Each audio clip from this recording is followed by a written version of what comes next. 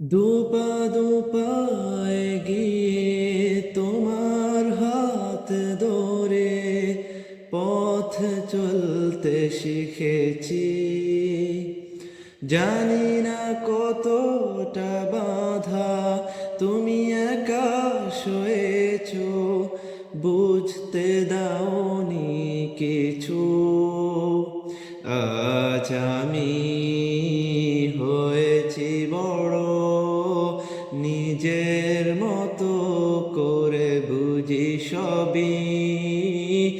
অজান্তেই কত কি ভুল করেছি, তুমি ক্ষমা করো আমায়।